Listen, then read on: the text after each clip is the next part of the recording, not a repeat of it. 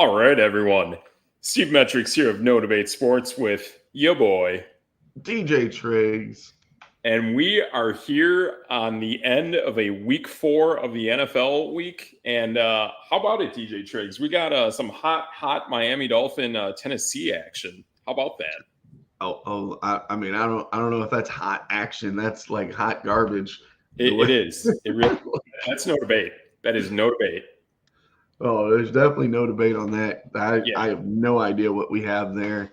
I No, mean, it is. no quarterback play, and None. one guy that forgot how to play quarterback, and then the other Yep. team has no quarterback. So Absolutely.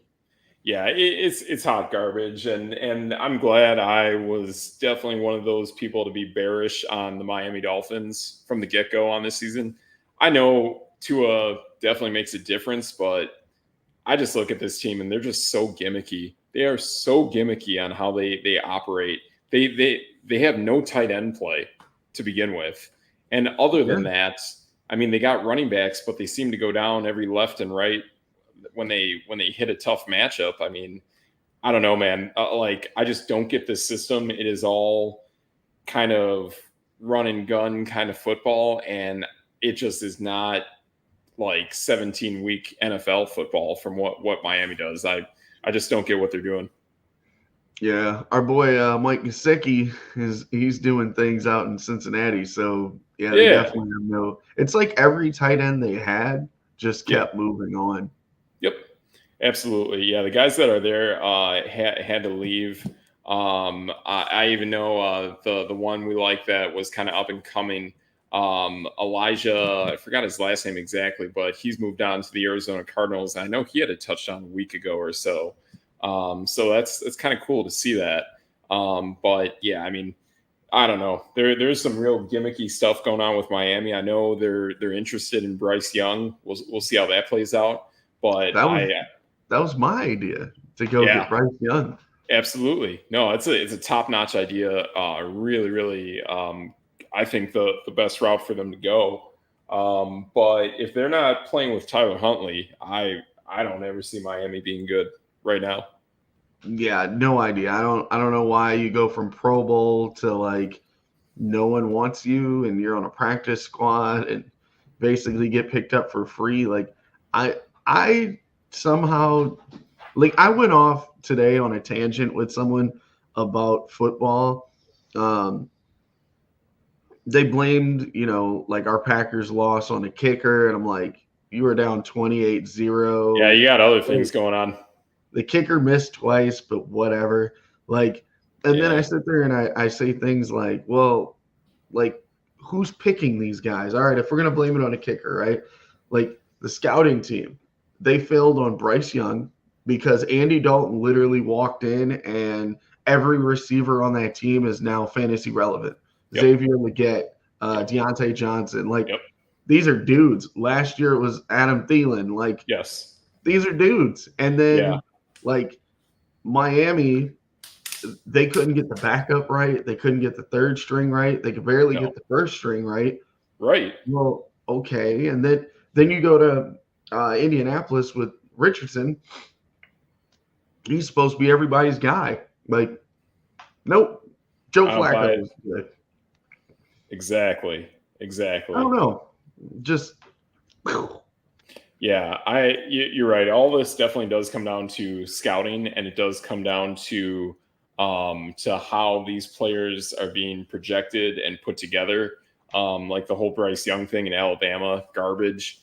But calling out like CJ Stroud is legit. Everything the Broncos did to get Bo Nix is legit.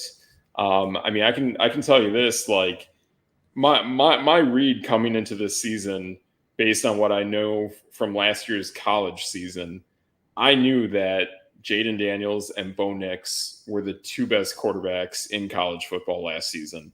They are clearly at the top of the rookie quarterbacks for this season. And that just transferred over. Like, they're doing exactly what they should be doing. There are other really good quarterbacks in this class as well. I give them that.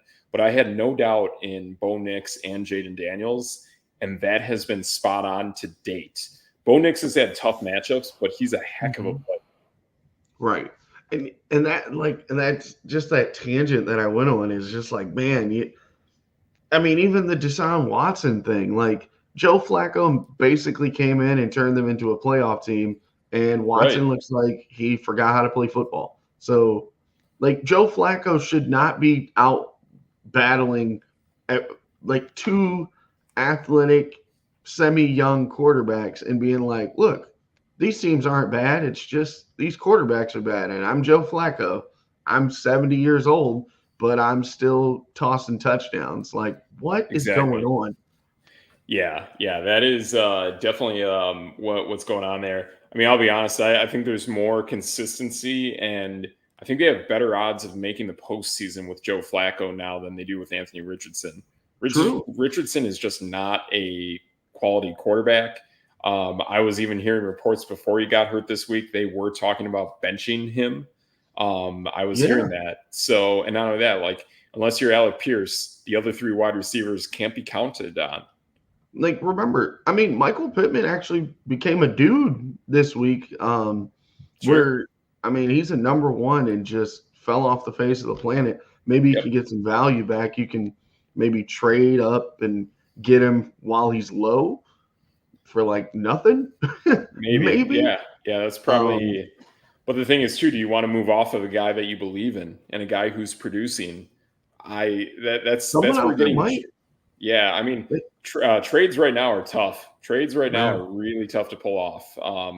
And now we're starting to incur bye weeks.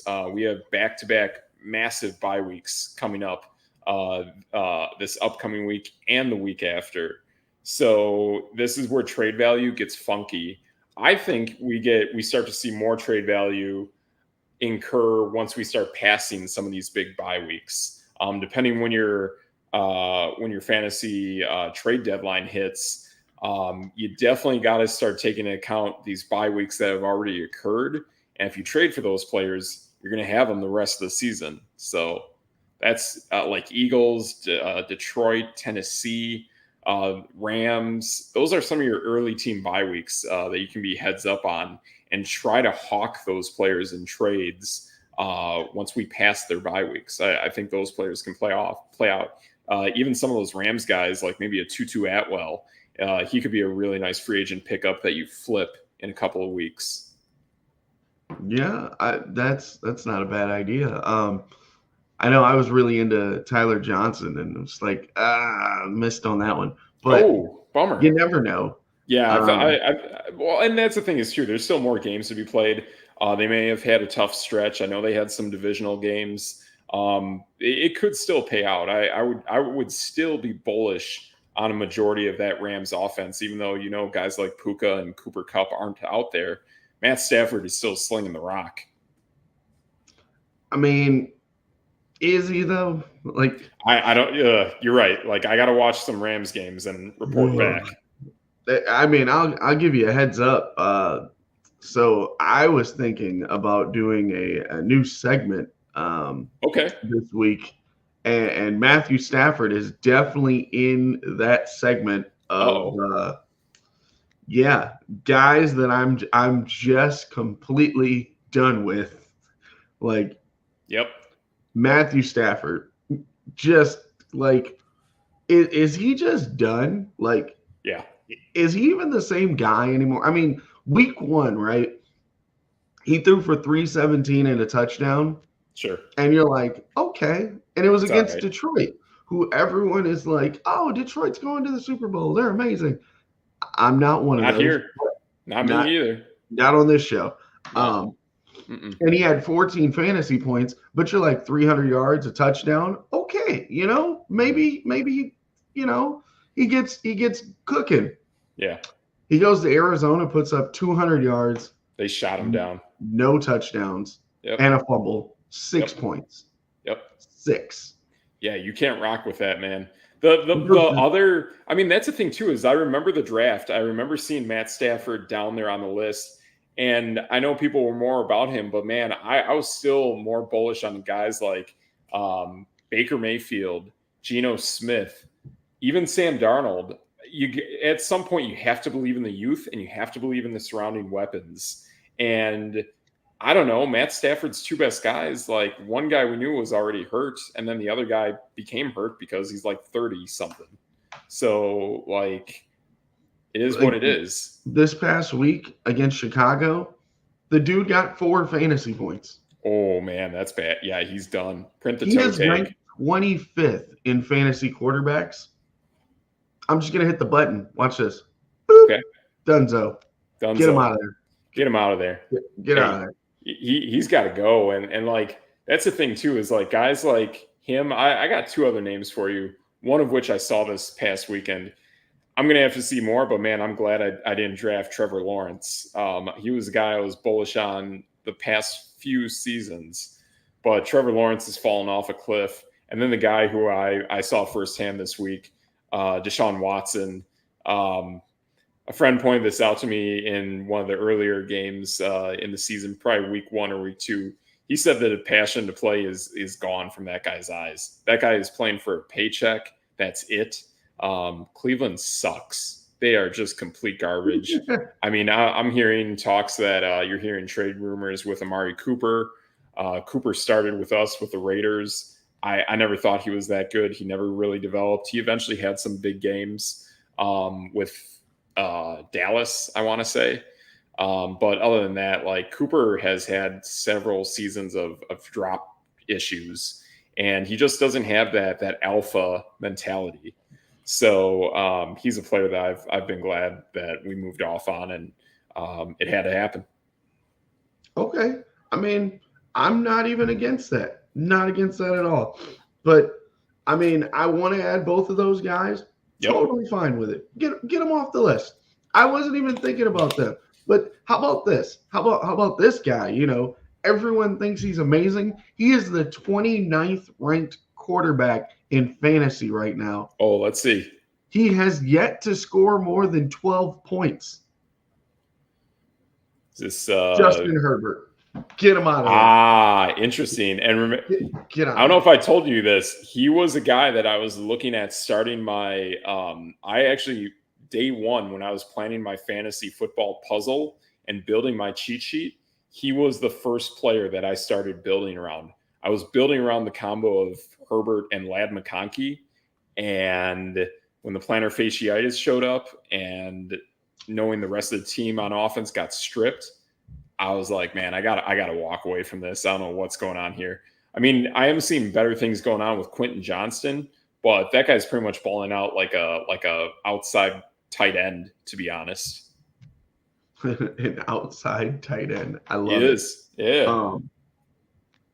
And this next one's gonna hurt some feelings out there. Sure. And I am okay with that. I am totally okay with that. Okay. Are you ready for this one? Because this one's gonna be a surprise. Okay. Sort of. Okay.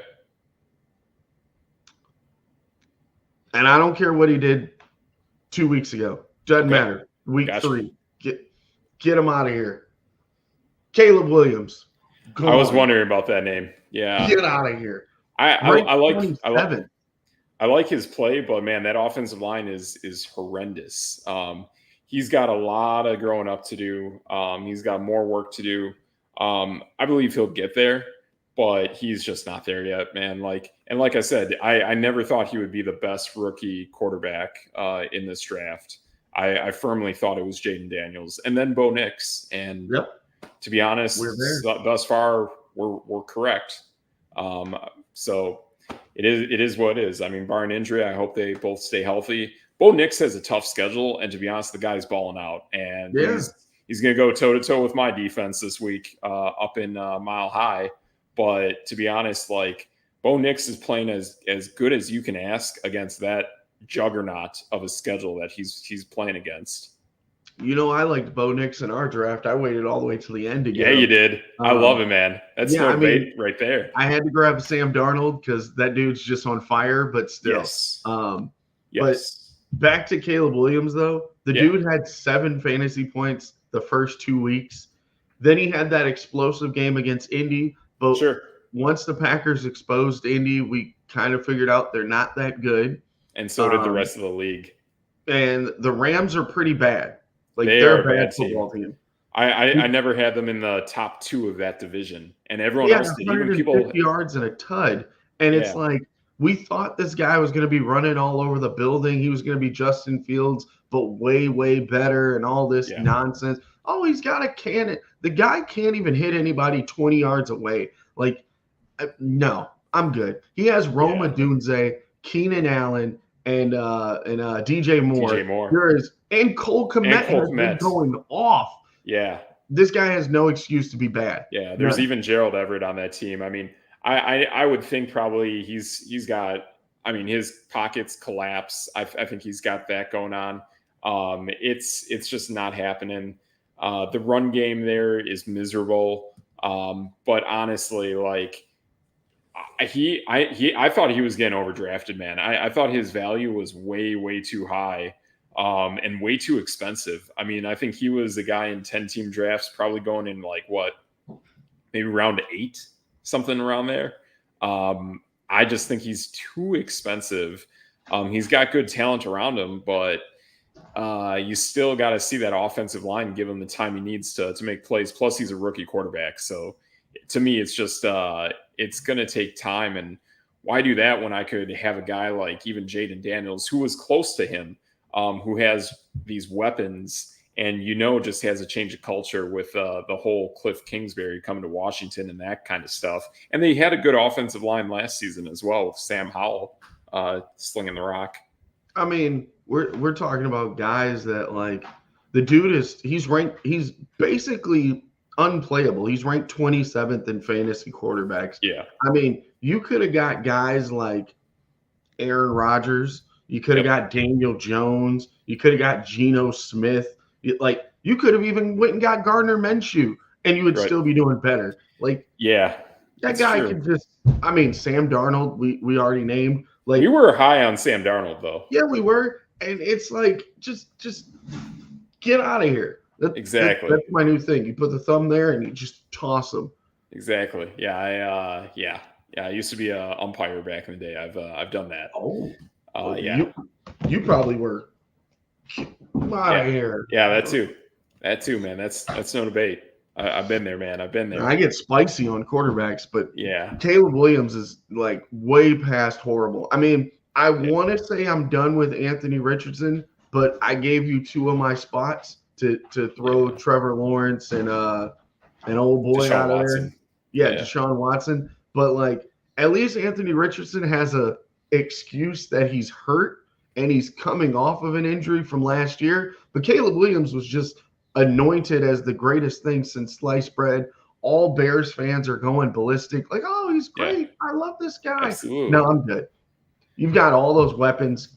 Get off my team. I mean, it brings up the debate that I was hearing from quite a couple Bears fans, at least I want to say, who stated that they were more in favor of keeping Justin Fields and dealing picks to fortify the offensive line, or even like move up for Marvin Harrison in a way. And this is before they landed all their wide receivers. You remember, I was that guy. I said, get him Marvin Harrison and see what Justin Fields can do. Now, mind you, I'm not a big Justin Fields guy. Like, yeah, he's doing his thing over there.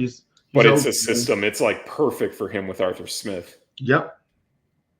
I'm gonna be honest. I don't even know where Justin Fields is. Oh, he's a number 6 quarterback in fantasy right now. I don't know how long that'll like last, but the dude has been lighting it up in fantasy world. Yep. I think he's more of that tier where if you didn't land guys like Darnold or Geno Smith or Baker Mayfield, then, well, to be honest, you actually probably would have drafted Russell Wilson. Yeah. And then Justin Fields would have been out there for everyone. So he would have been below 32, actually, and completely available for anyone to pick up and acquire. I don't give him too much credit because, Justin Fields, he did just blow up for 30-plus points this last game against Indy. And the rest of his games they've been okay. They've been pretty solid, but 31 in a game is just going to give you a lot of points. But like, there's a lot of guys out there. Like, I know you were really big on Baker Mayfield. Sam Darnold was our guy. I really like Dak Prescott. I mean, he was going outside of the top 10. Like, Keegan Murray was a dude that you really, or Kyler Murray, sorry, Kyler. not Keegan Murray. I'm thinking basketball. Kyler Murray was a guy that you were really big on. Like, there's a lot of dudes out there that got passed up, and Totally. you could have got him probably even after week 1. Yeah, absolutely. Guys like that. I mean, depending on the size of your league, you could have definitely gone for that. Guys out there who had no draft capital whatsoever are completely wide open free agents on the waiver wire that now are carrying fantasy teams. I would still be like, I gotta check it out, but I don't know, man. I still have some trepidation about Derek Carr and the Saints. Mm-hmm. I am still concerned about that team because this is identical to exactly what happened last season. Derek Carr started hot, like for a couple of games to start the year, and then it was all downhill. Rashid Shaheed was like the guy to get. What do you know? Rashid Shaheed is the guy to get, and then went downhill. Alvin Kamara kind of picked up steam and was pretty much carrying that team for the majority of last season as well, and is doing that again this year. Speaking of which, kind of a little Saints segue right here. I know he's got a little bit low on the carries on the snap percentage, and I know Alvin Kamara is doing a ton of damage. But I'm telling you, man, if you got a spot on your bench or anything, I'm telling you, man, Jamal Williams is awesome. Just an awesome player. He doesn't get a lot of snaps, hasn't done much this season, but watch that guy play when he's got the ball in his hands, and he's like, man, he's weird. He's like he's almost like an Amon-Ra St. Brown kind of guy when he actually has the ball. It's pretty wild what he can do out there. A little bit of shake and bake, but this isn't a guy that's missing a step. This isn't a guy who's like a big rumbling back like a Deontay Foreman kind of guy. This is a guy who's got a lot of agility and a lot left in the tank, man. He was a former Green Bay Packer, did pretty well, to be honest. He was in Detroit for a hot minute, but Jamal Williams, like, he returns kicks. He is awesome. He's an awesome guy to have.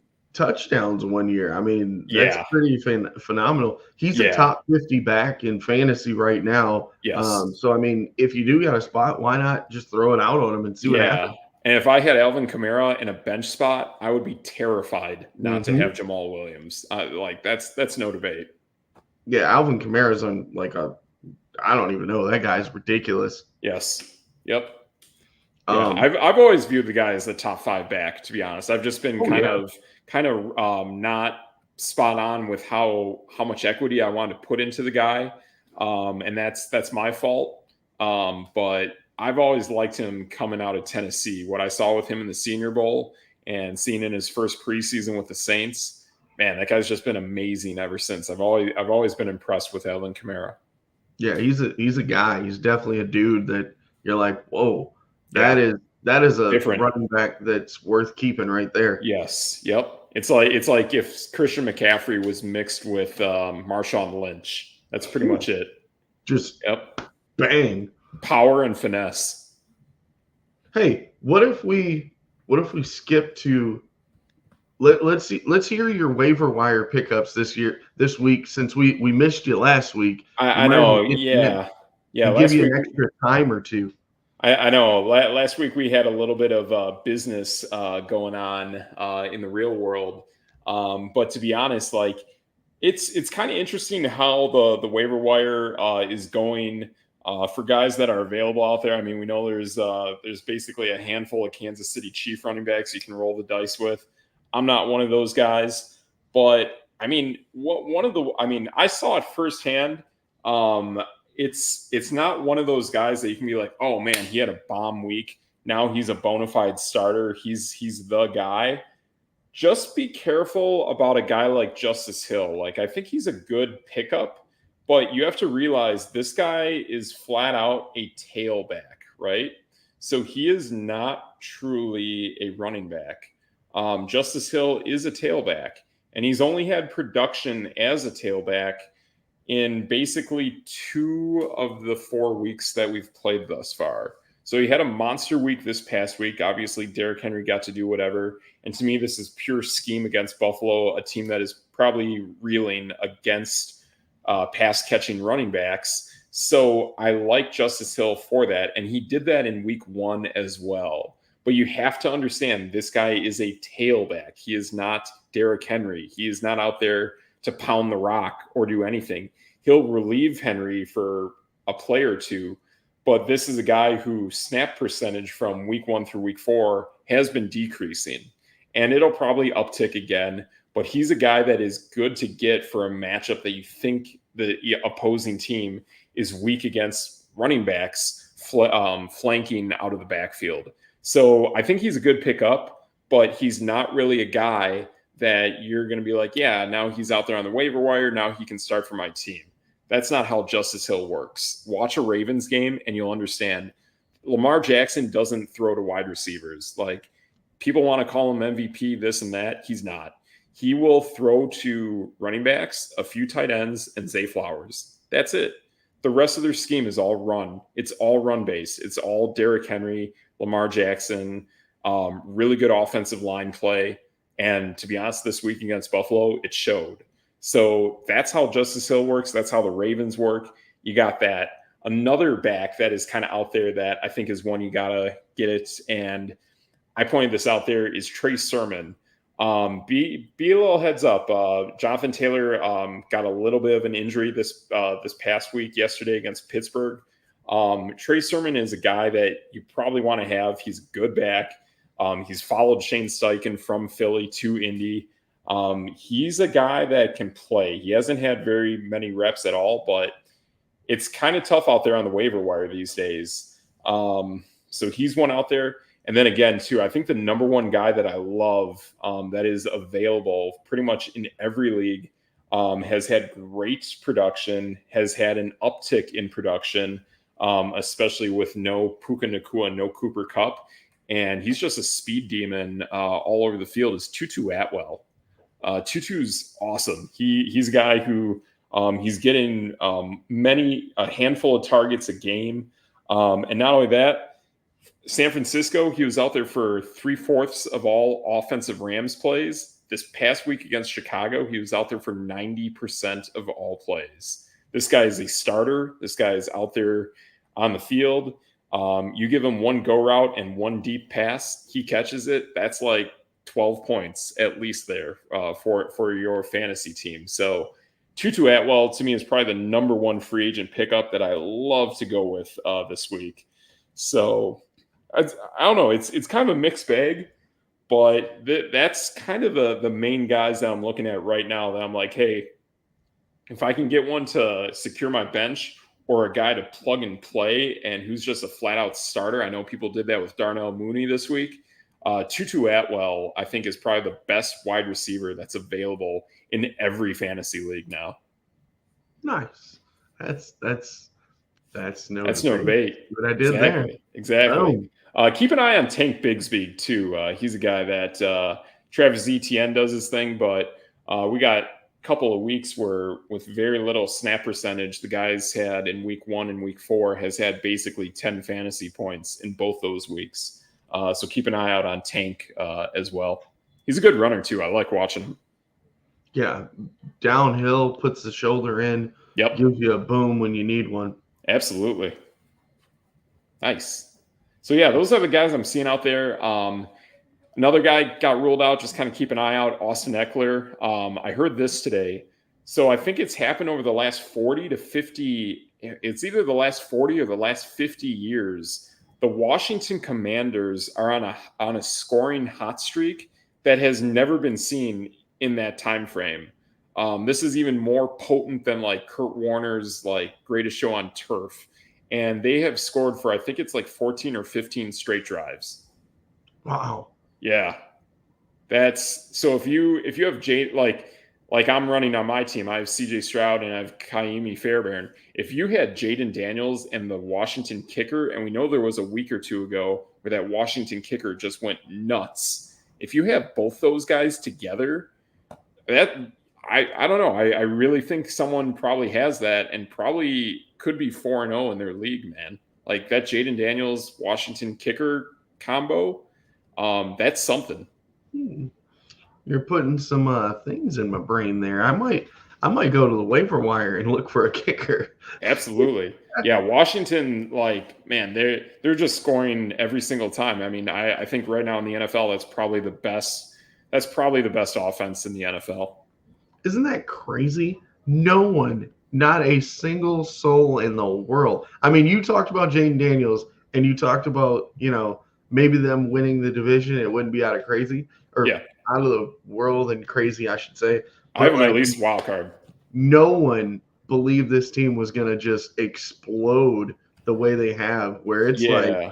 wow, this might be a bona fide contender right now. Totally. That Totally. defense is legit. Yeah, yeah, and that was the biggest thing is I knew that Dan Quinn would ramp up that defense because again he has inside info on the other three teams in the division. They're probably going to play tooth and nail against all of them. They're going to be really good, man. Like when I was reading up some material before the draft, to me or before the fantasy draft, I was seeing stuff that actually had Jaden Daniels projected as a top 10 fantasy quarterback. I Straight up could see top that. 10. I could Yep. see that.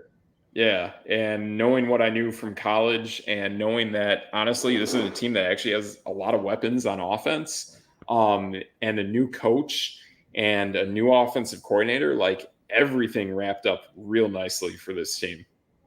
Yeah, it's one of those things where like you thought he was gonna run a lot more than he is, but he's technically killing people with his arm. He's only got Yeah. one interception on the season. Yeah. And that was what won him the Heisman too. He threw like 60 touchdowns and like maybe 6 interceptions all year.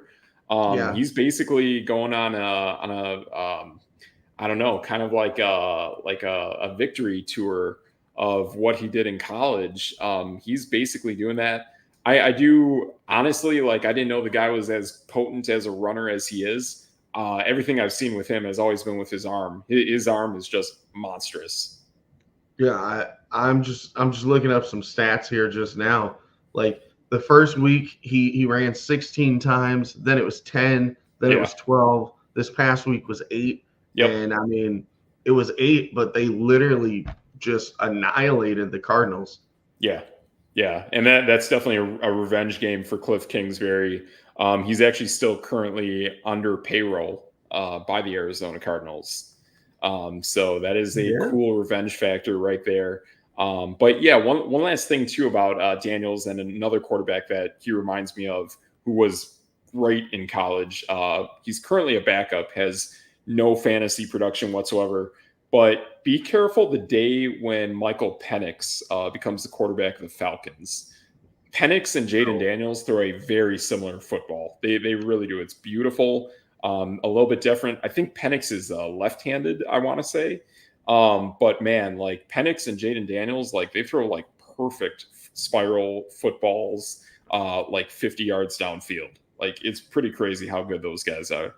So I put this up. I was this close to putting Kirk Cousins on my list of getting him out of here. It was Yeah. that close. It's coming, man. That's a team that is going to be so just weird ragtag. Um, yeah, it's weird. Like honestly, I think that offense might have been better with Arthur Smith calling the plays. It's kind of weird. I think Atlanta took a step back, to be honest. I really do. I think changing that whole culture and play caller down there, and I mean, you want to talk about a team not drafting well and not having any clear vision up top. Honestly, since they fired Dan Quinn and his general manager, who now does they have their own company that they analyze football players with. But that GM and Dan Quinn, like, man, they were running that team like engine running, like really cool. Like the way the Falcons are run now is nothing like what it was with Dan Quinn back in the day, and it shows. Solid. Yep. Any more fantasy relevance you want to get to, or should we hop into some picks? Well, we'll hop into some picks, but one thing I do want to point out there are talks about trades going on in the NFL. There's two names that I've heard that I would definitely keep an eye on for in fantasy. One of them is Amari Cooper. We brought him up earlier. put that guy in a new change of scenery. I think everyone in Cleveland is dead. Straight up. We played against them this week. That team is like, I don't know what it was. I think losing Joe Flacco honestly really screwed that team up. Putting Jameis Winston and Deshaun Watson on the team, I think, is horrendous culture, to be honest. There's just no passion to play there. There really isn't. I think everything with that team is gone. I was hearing from Diana Rossini when she was at training camp that team is just hot garbage. Cleveland is trash. That is a trash franchise right now. But look out for Amari Cooper to jump ship. And then the other name that I really like, he hasn't really played much, but with the New York Giants, watch for Jalen Hyatt to get traded. He's really good. He is really, really good. He's not making it as a starter with the Giants, but dude, I saw that guy at Tennessee 2 years ago, and I mean, I saw him make some plays with the Giants too before their season kind of went south. But I think Jalen Hyatt is a really interesting name, depending on how deep your league is. If he gets dealt, that's a really, really good outside wideout. That's a solid thought process there. And the Giants are really fun to watch, actually, for just watching football and trying to get a fantasy read on some teams. As bad as I kind of thought they would be, they're actually really fun to watch. I don't know why. I just love watching the Giants football this year. It's kind of weird. Giants football? Yeah, it's weird. I don't think anyone's ever said that in the history of Giants football. Yeah. Like Wan'Dale Robinson, Malik Neighbors. Yeah, I mean, it really shows how good Brian Daboll is. And like I said, I think Brian Daboll by season's end gets fired. And I think he's going to pair up with Josh Allen. And you're going to see some real crazy things in Buffalo next season. Okay. Mm-hmm. So actually, I started thinking about this while you were talking about trades. And I'm like, wait a minute. We gotta at least jump in for a tad bit on some of the big headlines in the other world of sports. Okay. So did you hear that Karl Anthony Towns was traded? I did. And when I heard about the trade, I know people were like, oh, Karl Anthony Towns. And then I thought about it. I'm like, man, like if I'm Minnesota, I'm like, that conference is ours. We can absolutely win this conference. DiVincenzo plus Julius Randle, I think it's great. I think this is a really big win for Minnesota. I think this is honestly, I think this is a pretty decent step back for the Knicks. I'm more bearish on the Knicks now than I was bullish on them before this trade. To me, I'm not a Karl Anthony Towns fan. I think he really looked awful in the playoffs. Not even a starter, to be honest. Right. And breaking up that Villanova culture, you really only get one crack at this. And DiVincenzo, honestly, he really was playing really darn good when the Bucks traded him, and I kind of didn't like that trade either. But DiVincenzo, wherever he goes to, I think those teams are truly profiting. I thought the Knicks really did well with him, and now I think Minnesota is truly the team to beat out west. I mean, maybe Oklahoma City gets faster, better, stronger. That could definitely happen, but I just don't think anyone out west I'm really that scared of, except for Minnesota and Oklahoma City. I think there's more talent in the East, to be honest. I think we're really going to see that this year. Agreed. DiVincenzo is going to probably slide right in there, maybe next to Jaden Daniels. Yeah, Jaden Daniels playing basketball now. Nick Daniels. Nas Reed. Okay. Out there on the wings. Yeah. Maybe give Mike Conley a little bit more time on the bench. I mean, yeah, he's going to start at point guard, but at least he has someone to mix in with him. Yeah. Anthony Edwards, the same thing. Now you don't have Karl Anthony Towns whining about playing in the paint next to Rudy Gobert because Julius Randle can go outside, inside. He can do it all. Yeah, gosh, I like this team. Shooter, but he wasn't going to beat you off the dribble. No, you need that beat off the dribble. And then with the Knicks, I'm not like completely with the trade. I'm not really against it because they had that Nova Boys attitude, You needed and that. now it's like, okay, but now that you're hearing all this stuff, DiVincenzo wasn't actually sure if he was going to get much time because he and Bridges kind of play around the same spot. Plus a Yeah. Josh Hart, Yep. like they're all kind of the same player. Yep.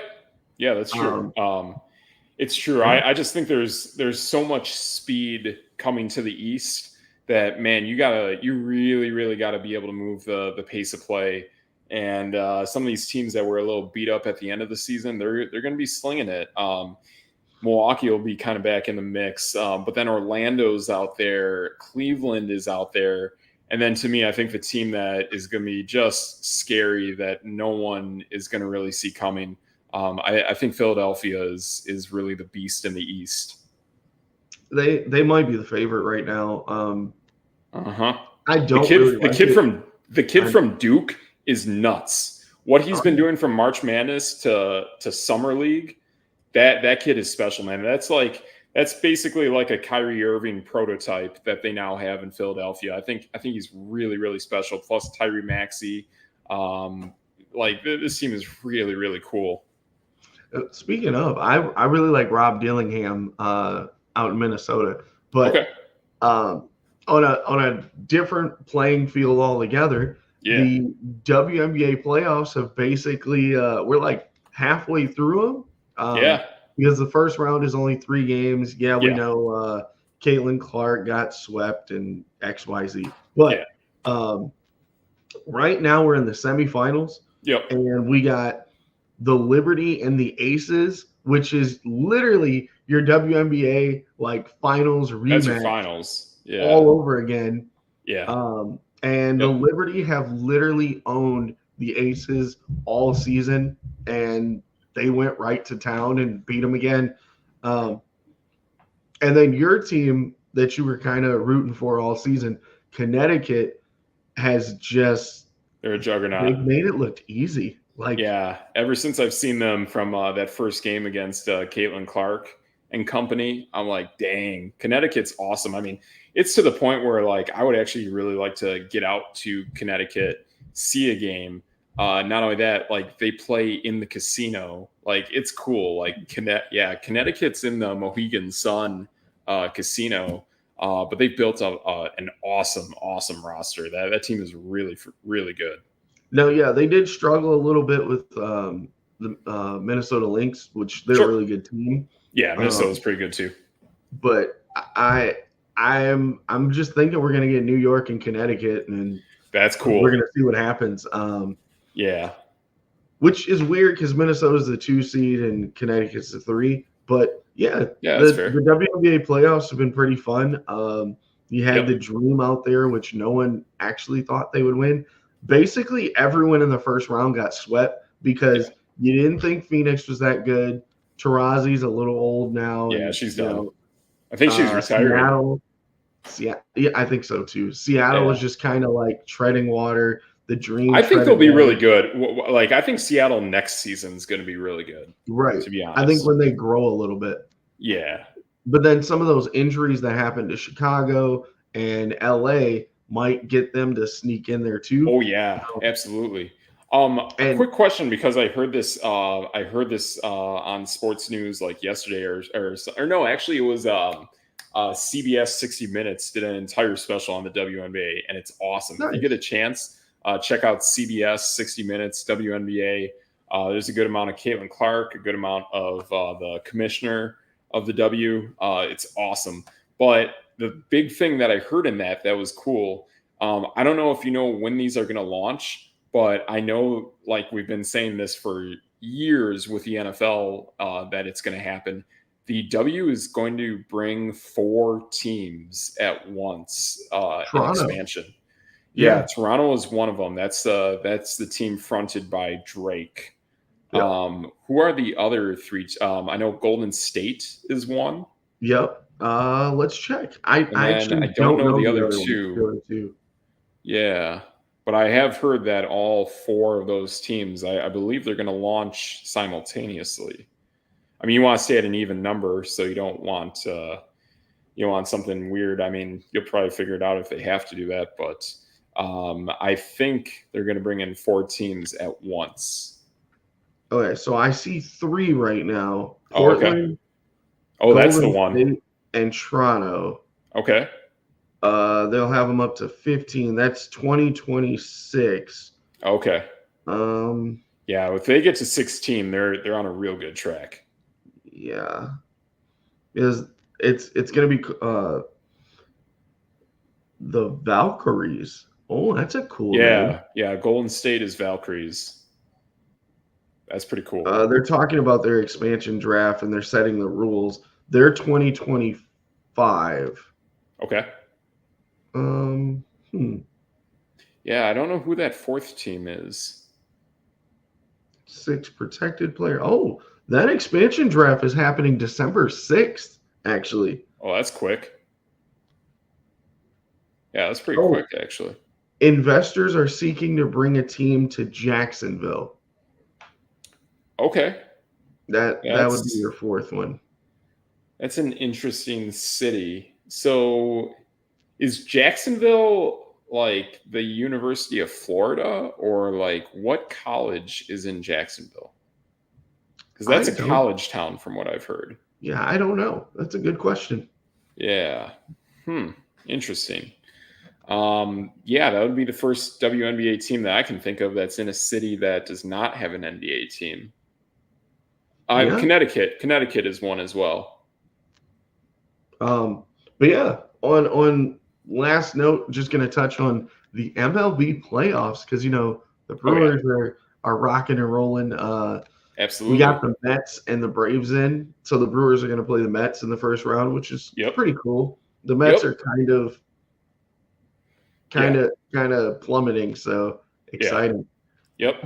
I know Milwaukee's a pretty passionate team right now, to be honest. And the guys are young; they're hungry. We'll see what happens. I know we're a little bit beat up going into this a bit. I know a guy hit his hip going into the wall for a catch. But yeah, I mean, like postseason for Milwaukee is pretty cool. Stuff like that is awesome. We've been the most dominant team in the NL Central for the last decade, so it's pretty cool to see that. True story. So, pick time. Pick time. Let's pick them. Let's pick them. Tampa Bay at Atlanta. Atlanta's getting 3.5, and that is not happening for me. That's not happening. I love Tampa. I love the way they play. Atlanta's a weird, grindy team, but if they grind it out and get the win and steal one from the Bucks, so be it. But I'm taking the Bucks. Then we got Minnesota's at home getting 2.5 over the Jets. This game's in London, I believe. Is it? I think so. I think this is a London game, if I'm correct. Yeah. I'll take the Vikings. Now that you said it's in London, yep, I'm gonna go Vikings. Yeah, they're really, really solid. Carolina at Chicago. Chicago's getting 3.5. Getting 3.5 for what? They're nowhere near as good as Carolina. I can tell you that. Carolina scored a ton of points and lost against Cincy. I'll take Carolina, man. That's a good team. I'm going Red Rifle. Absolutely, all day, man. All day. That's my rifle right there. Red Rifle all the way. Nice. I think this team actually has gotten back on their horse and is ready to ride.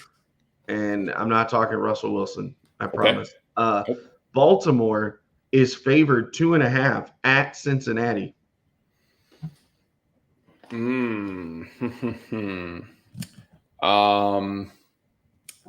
No, I think the Bucs stops here. I'm gonna go with Cincinnati on this one. I like what Baltimore did against Buffalo, but that was a big game. This game's at Cincinnati, correct? Yeah. I think that was that's a big game they just played against Buffalo. Cincinnati's kind of on the uptick. And this is a team they know how to play against. They've seen Derrick Henry before. They know what they're dealing with. I like Cincinnati winning this game at home. Nice. I still think Cincinnati wins this division. Wow. Yeah, they're just a complete good team. Battle of 3-1 teams. Buffalo is the underdog at Houston. Houston's favored by 1.5. I know Tank Dell just got beat up. Boy, that's a scary game. That is a really, really scary game. I would like to. I mean, yeah, I have C.J. Stroud and I have Kaimi Fairbairn. But if I had to just straight up tell you who the better team is, the better team is Buffalo. See, I think Vegas has something. When a team's only favored by 1.5, they actually like the other team. So I'm going to go Buffalo as well. Yeah. I don't believe in this team at all, but Jacksonville is favored by 2.5 over Indy at home. And I'm going to go with Indy, even though they're on the road. Yeah, Indianapolis with Joe Flacco, that's a different team. You're right. That's an inside Indy thing where the casual fan out there is like, oh, Indy sucks. Yeah, Jacksonville really sucks. Like they're probably like the worst team in the NFL, to be honest. Doug Peterson probably is the first coach to get fired. It's like really that bad. They are the only 0-4 team, and I just realized that. Yeah. Jacksonville is probably the worst team in the NFL, to be honest. So I will definitely go Indianapolis. Speaking of worst teams in the NFL, Miami is favored by 1.5 on the road at New England. Well, let's check the score. They're losing 6-3. I will take New England. Yeah. I will definitely take New England. Wait. Are you? Am I going crazy? Okay. I thought they were playing the same game 2 weeks in a row, and my brain was like, "Oh, okay. Wait a minute, who are they playing?" No, there's Tennessee.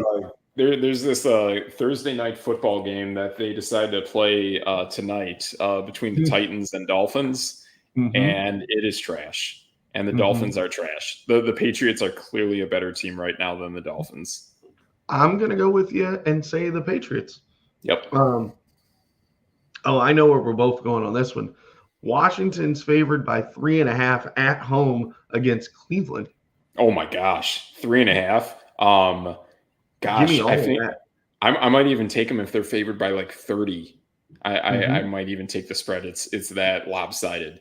Washington is like I said, they're probably the best offense in the NFL. If you want to go lopsided spreads, this one will hit you in the gullet. Arizona is a 7.5 point underdog at San Francisco.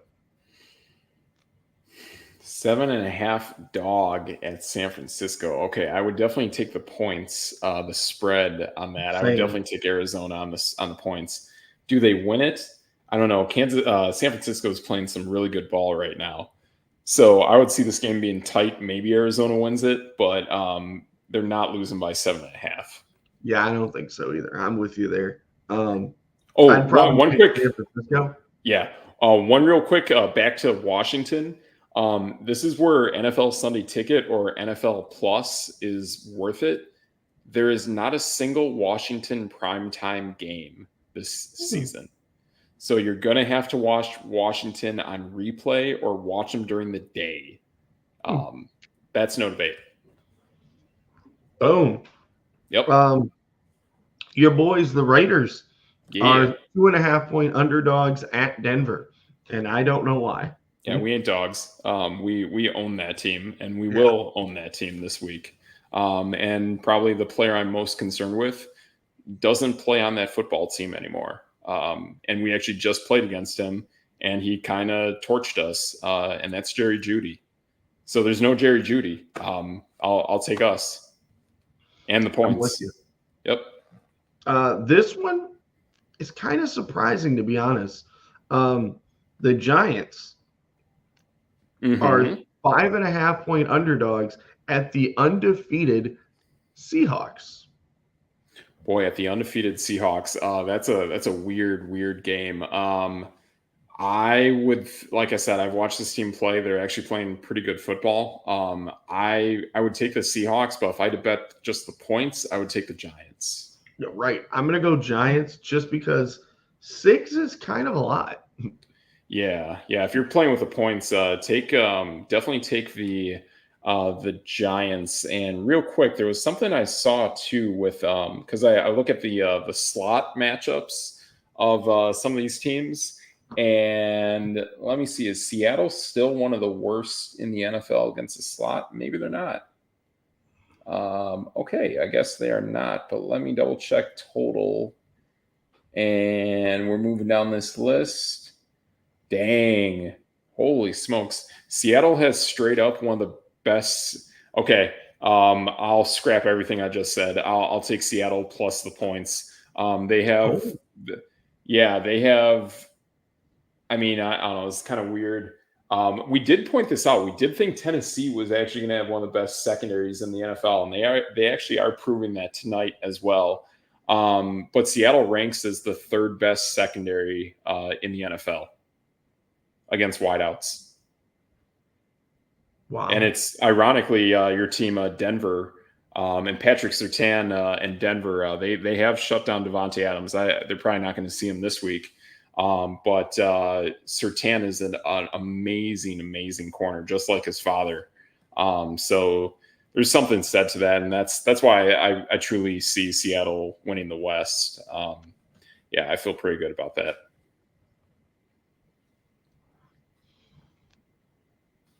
Yep. Green Bay is a 3.5 point favorite on the road to play the Rams.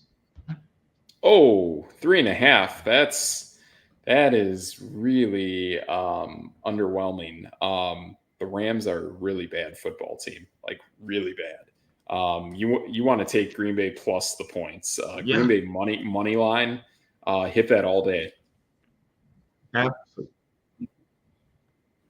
And Green Bay's been like playing really good. Dallas, for the weird 1.5 point. Oh, yeah. Green Bay's been playing. Green Bay's been playing really well, to be honest. True. Green Bay has been playing really well. Dallas is a 1.5 point dog going on the road to Pittsburgh. That doesn't seem right. That doesn't seem right. Boy, that's a weird one. That is a really weird one. Seeing Pittsburgh, I'm gonna take Pittsburgh actually. Yeah, you know what I'm gonna say? This is gonna be sneaky. It's gonna be sneaky. Okay. This is Justin Fields' last game because Dallas blows them out. Interesting. That'd be cool. But man, that Pittsburgh defense is really good. Speaking of top-notch secondaries against wideouts, after Seattle, the next best team is Pittsburgh. They are fourth best secondary against wideouts. I'm okay with that. I believe that wholeheartedly, but I just don't think Justin Fields can score points. But the other part of this too is if Dallas is having trouble throwing it, they're definitely not going to be able to run it against Pittsburgh. If they can't throw and can't run, they're not going to score any points. I'll take 21-10.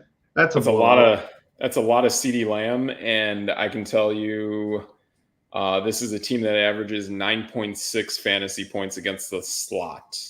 Barring that, I don't know exactly who they've played to date, but CeeDee Lamb is a different animal when it's in the slot. He is probably the best slot receiver in the entire NFL. I'm chalking up Justin Fields to being out of there. Okay. We got this one could be fun. The Saints are 6-point dogs at Kansas City. Oh, no. That team, I mean, if I look at anything like an Andy Reid offense, honestly, New Orleans to me runs it better than Kansas City right now. I definitely like New Orleans winning this. This gave you a weird game, but Mahomes has been playing awful, and they're still 4-0, which is impressive to Steve Spagnuolo's credit. But yeah, they just lost Rashee Rice. That's pretty massive.